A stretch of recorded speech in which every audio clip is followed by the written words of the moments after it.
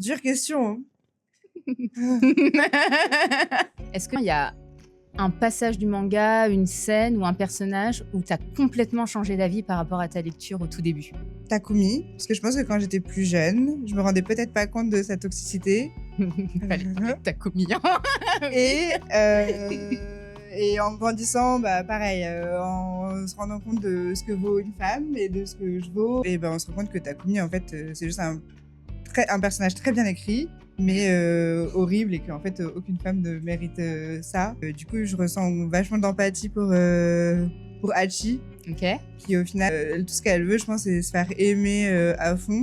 Et du coup, Ouais. elle se retrouve dans ces trucs de dépendance affective. Et Tu penses qu'elle est dépendante de Takumi? je pense qu'elle pense qu'elle mérite que ça. Elle pense pas qu'elle mérite mieux, qu'elle mérite quelqu'un qui l'aime vraiment profondément et qui la respecte et qui l'utilise pas juste... parce que clairement, il l'aime pas vraiment, quoi. Quand on dit qu'il l'aime. Mais... Tu penses qu'il l'aime pas vraiment? Dans ta Je notion pense de que c'est l'amour. un peu un pervers narcissique, tu vois. On est parti sur des Takumi là. Quel personnage tu préfères et pourquoi? Dure question, hein.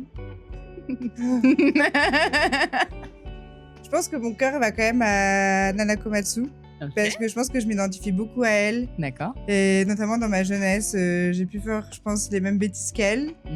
Et du coup, j'apprécie vraiment dans sa manière de voir les choses et d'essayer de se dépatouiller. Et j'imagine dans une suite que du coup, elle aurait la même évolution ou les mêmes prises de conscience que moi, entre guillemets. En fait, ce qui est ultra intéressant dans Nana, c'est que les deux héroïnes sont les narratrices. Oui. Tu les suis sur différentes temporalités. C'est ça. Et en fait, elle analyse vraiment sa vie, ce qui s'est passé, etc. Donc, il y a une énorme prise de recul.